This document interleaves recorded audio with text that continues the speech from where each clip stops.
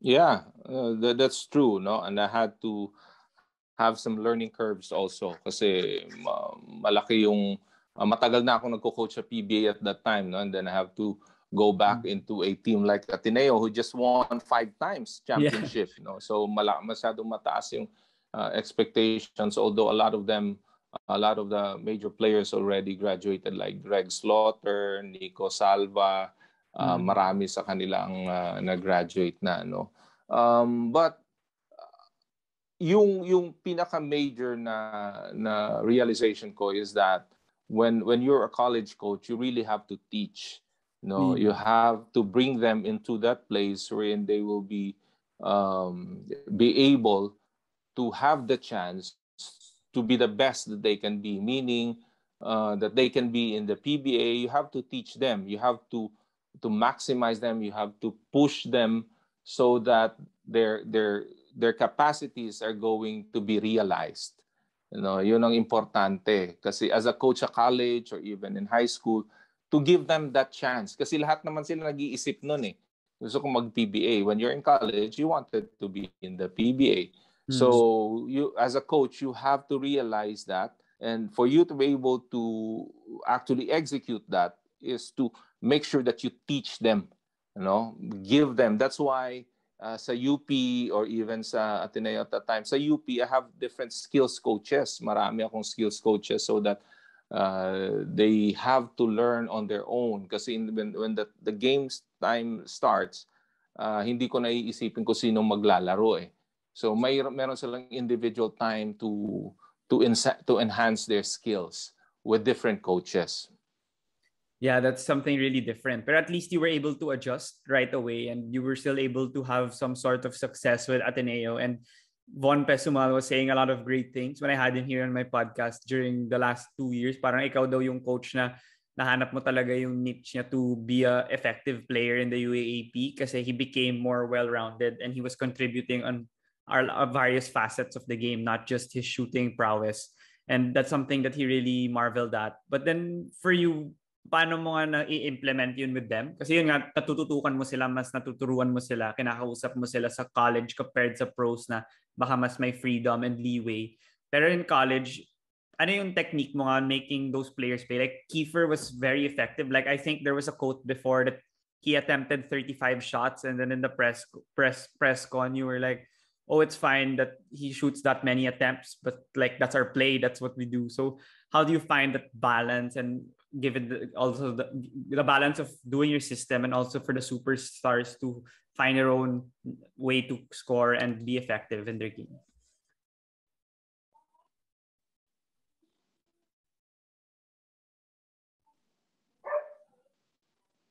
Nawala, coach. Yeah.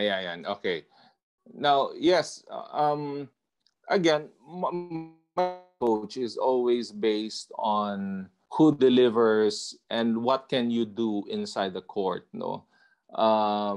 Hindi talaga magkakapareho, no? Hindi sila magkakapareho. Again, you just have to give them the opportunity and the chance, but even after doing that, not all of them are going to react the same way. Not all of them are going to get out of it the same players. No, some would be better, some would stay as they are. Okay, some even would deteriorate. No, so you have to give the chance for those whom you believe would really deliver. Akin, I would always have to give them, ikaw, ang trabaho mo is to score, make sure that you get open. When you get open, you all have the go signal to shoot. Like si Von, he's a shooter. No, pag Mm. na-open ka, even after 2 passes, if you're in the right position, you have to take that shot. No, our creator would be Kiefer and all of that. No, but all the rest, lagi kong ini-encourage sila to play their roles also. No, sometimes meron kang problema diyan kasi syempre hindi naman lahat gusto mag-play ng role, no? They cannot just be screeners, they cannot just be passers, they also want to shoot. Okay? So doon din magmumula yan na pag dinoble team yung ano mo, yung shooter mo, yung scorer mo, they have to pass the ball also. So, yun yung mga give and take situation na dapat naiintindihan ng lahat.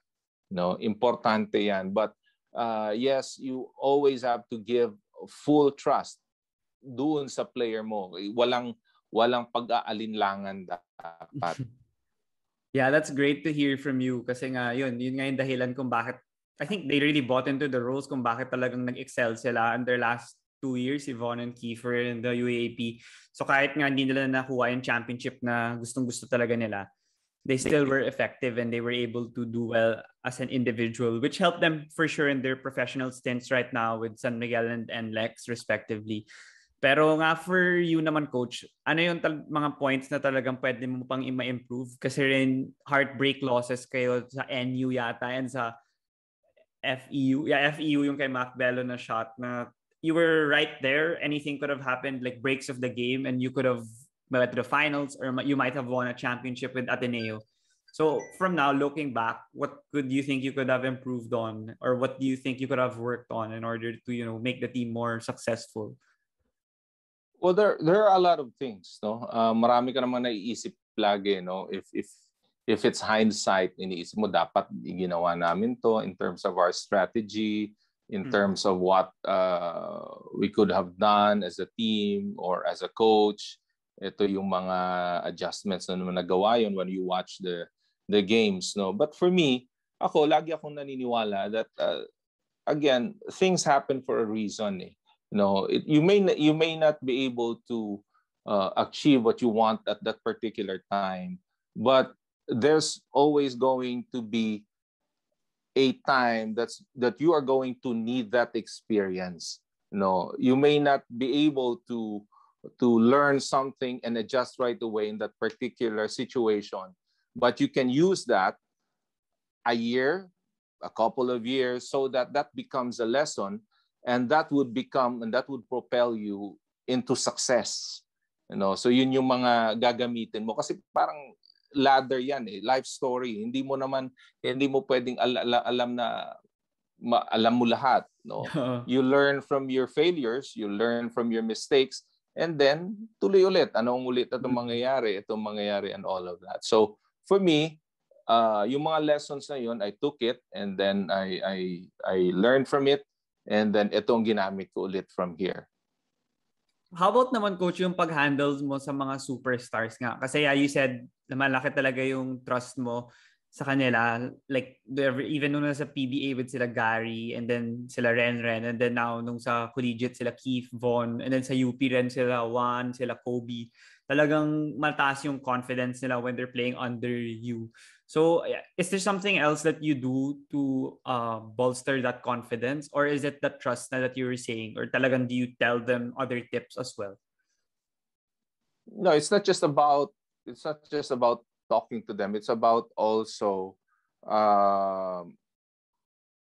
making them feel that your actions are parallel into what you tell them. Ibig sabihin, pag sinasabi mo, I trust you, pag tumira siya ng alanganin, hindi ka magagalit sa kanya, di ba?